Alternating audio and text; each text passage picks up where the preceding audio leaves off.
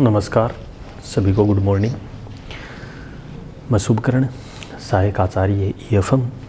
आज हम BCom part प्रथम वर्ष के विद्यार्थियों के लिए EFM पेपर प्रथम बिजनेस इकोनॉमिक्स में यूनिट संख्या 3 का अध्ययन कर रहे हैं, जिसमें हम आज का जो अध्याय है आगम विश्लेषण रेवेन्यू एनालिसिस। रेवेन्यू एनालिसिस में जो महत्वपूर्ण टॉपिक है उसके बारे में हम चर्चा करें। पूर्ण प्रतियोगिता या अपूर्ण प्रतियोगिता एकाधिकार में आगम, औसत आगम और सीमांत आगम वक्रों के मध्य क्या संबंध है, उसके बारे में हम चर्चा करेंगे। पिछले वीडियो में हमने चर्चा की आगम विश्लेषण के बारे में कि कुल आगम, औसत आगम और सीमांत आगम क्या है। और कुल आगम में मैंने आपको जैसे बताया क्वांटिटी इनटू प्राइस। कुल आगम एवरेज रेवेन्यू में, टोटल रेवेन्यू में क्वांटिटी का जब भाग दे देंगे तो वो अपना क्या आ जाएगा, AR। मार्जिनल रेवेन्यू में कुल आगम में होने वाली अतिरिक्त वृद्धि ही सीमांत आगम कहलाती है, जैसा कि हमने एक डायग्राम्स के द्वारा, टेबल के द्वारा हमने अध्ययन किया। आज हम इसी क्रम में पढ़ेंगे पूर्ण प्रतियोगिता और अपूर्ण प्रतियोगिता, क्योंकि हम जब मार्केट का अध्ययन करेंगे तो हमें इनकी बहुत ज़रूरत पड़ती है कि एवरेज रेवेन्यू क्या है, मार्जिनल रेवेन्यू क्या है, एवरेज कॉस्ट क्या है, मार्जिनल कॉस्ट क्या है। तो ये जब तक हमें नहीं समझ में आएंगे तो मार्केट का चैप्टर समझना बड़ा असंभव है।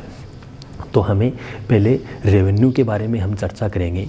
अगले वीडियो में हम कॉस्ट के बारे में चर्चा करेंगे, जिसमें शॉर्ट टर्म कॉस्ट और लॉन्ग टर्म कॉस्ट के बारे में हम विस्तृत रूप से वीडियो के माध्यम से समझेंगे।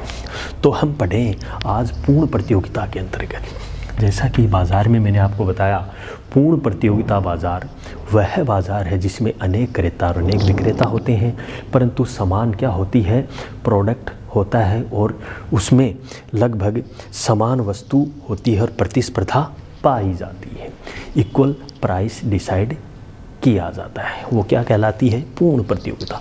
अपूर्ण प्रतियोगिता को हम एकाधिकारात्मक प्रतियोगिता भी कहते हैं। इसे हम परफेक्ट कंपटीशन, इम्परफेक्ट कंपटीशन, अपूर्ण प्रतियोगिता को हम कहते हैं, जिसमें क्रेता विक्रेताओं की संख्या अनेक होती है, प्रतिस्पर्धा होती है, परंतु वस्तु में थोड़ा सा विभेद पाया जाता है। तो इसमें प्राइस में भी थोड़ा सा अंतर होता है, वो अपूर्ण प्रतियोगिता के अंतर्गत आती है। इसमें हम जो एवरेज रेवेन्यू है और मार्जिनल रेवेन्यू है उसकी क्या भूमिका है, उसके बारे में हम चर्चा इस वीडियो के माध्यम से हम करेंगे।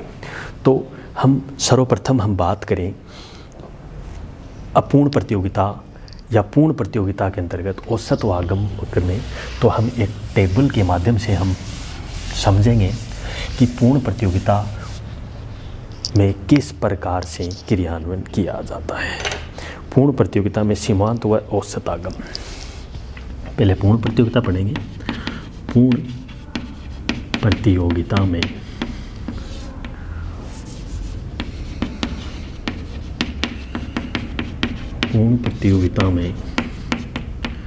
सीमांत एवं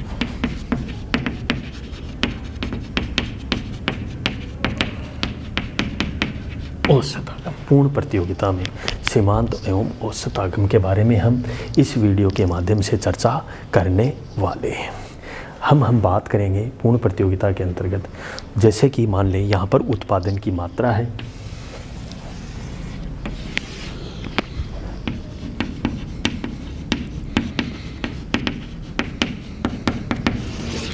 क्वांटिटी वस्तु की मान लेते हैं, ये वस्तु की हमने क्वांटिटी ले ली। यहाँ पर औसत आगम हमें ज्ञात, मतलब पूर्ण प्रतियोगिता के अंतर्गत हम ज्ञात करना चाहते हैं, तो यहाँ पर अपना मूल्य आ गया, जिसे हम प्राइस भी कहते हैं।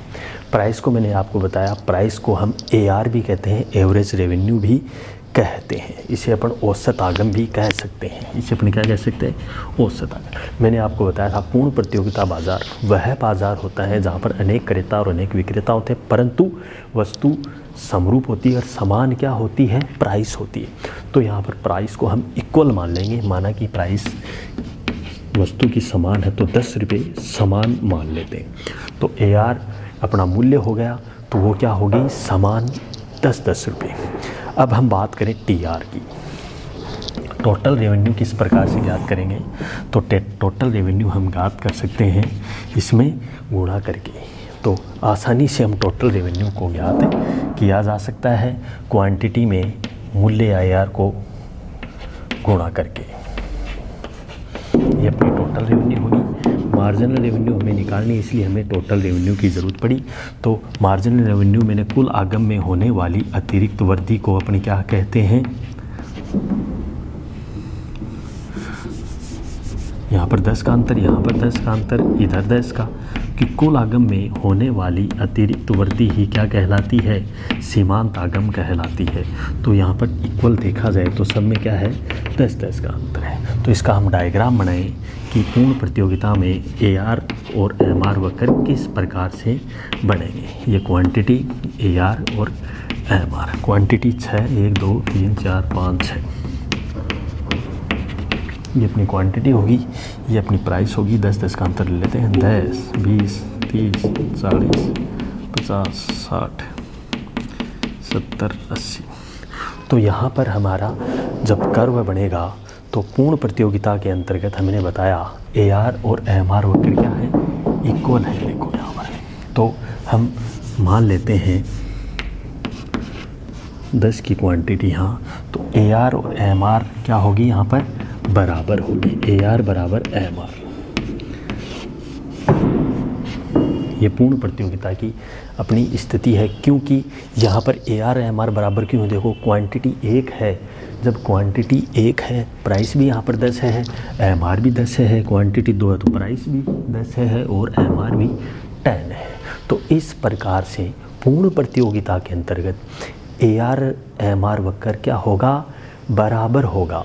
तो वो पूर्ण प्रतियोगिता की स्थिति अपने सामने हो जाएगी। तो ये अपनी यहाँ पर प्राइस की स्थिति हो गई कि 10 रुपये मूल्य के बराबर। तो इस प्रकार से पूर्ण प्रतियोगिता के अंतर्गत हम बात करें औसत व सीमांत आगम की, तो इसकी विश्लेषण की हम बात करें तो वो इस प्रकार से हैं कि पूर्ण प्रतियोगिता में औसत आगम वक्र जैसा कि OX के समानांतर एक सरल रेखा होती है और तथा सीमांत आगम भी इसी के अनुरूप ही होती है। पूर्ण प्रतियोगिता में सभी फर्में समरूप वस्तु का उत्पादन एवं विक्रय करती हैं तथा फर्मों की संख्या बहुत अधिक होती है। तो वस्तुओं का बाजार मूल्य में वस्तु की मांग तथा कुल पूर्ति द्वारा निर्धारित होता है। तो इस प्रकार इस निर्धारण मूल्य पर प्रत्येक फर्म जितना चाहे मात्रा वस्तु की बेच सकती है, जैसा कि रेखा चित्र में बताया गया है। तो इस प्रकार से ये डिमांड और सप्लाई इक्वल होगा। तो यहाँ पर मांग व पूर्ति अपनी क्या होगी, बराबर होगी। ये डिमांड होगी, ये अपनी सप्लाई। तो जिस कर्व पे हमें, जिस पे समानांतर रेखा JR वक्र वाली, तो डिमांड सप्लाई यहाँ पर क्या हुई, इक्वल हुई। तो इस प्रकार से सीमांत आगम वक्र औसत आगम वक्रों के माध्यम से हमने चर्चा की। तो अब हम बात करेंगे एकाधिकार या अपूर्ण प्रतियोगिता में औसत व सीमांत आगम के मध्य क्या संबंध है। अगला हम अध्ययन करने जा रहे हैं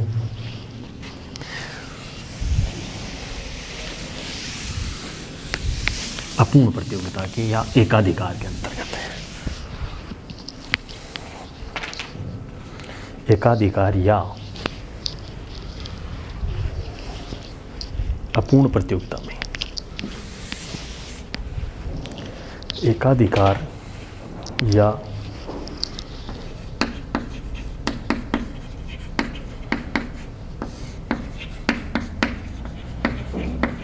अपूर्ण प्रतियोगिता के अंतर्गत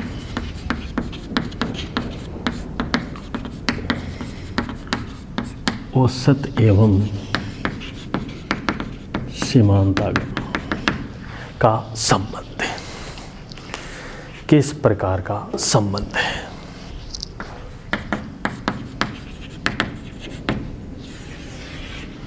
तो हम चर्चा करें अपूर्ण प्रतियोगिता के अंतर्गत।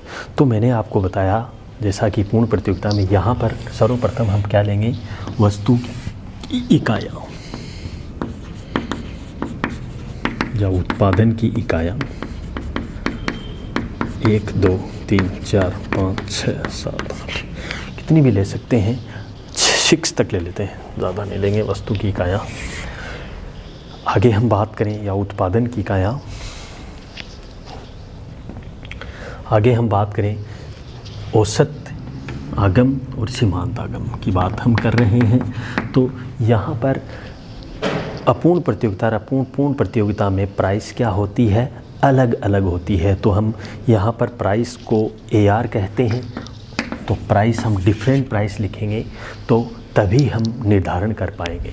32 28 कितनी भी घटते हुए क्रम में लिख सकते हैं, 28 24 20 24 20 16 12, ये अपनी क्या हो गया, AR हो गया। अब इसी आधार पे हम क्या ज्ञात करेंगे, इसी एनालिसिस के आधार पे हम TR ज्ञात करेंगे, कुल आगम ज्ञात करेंगे, टोटल रेवेन्यू गुणा करके 32 76 24 इस प्रकार से 56 सॉरी का नाम 28 दूनी 56 24 72। तो TR को AR से क्वांटिटी से गुणा कर देंगे,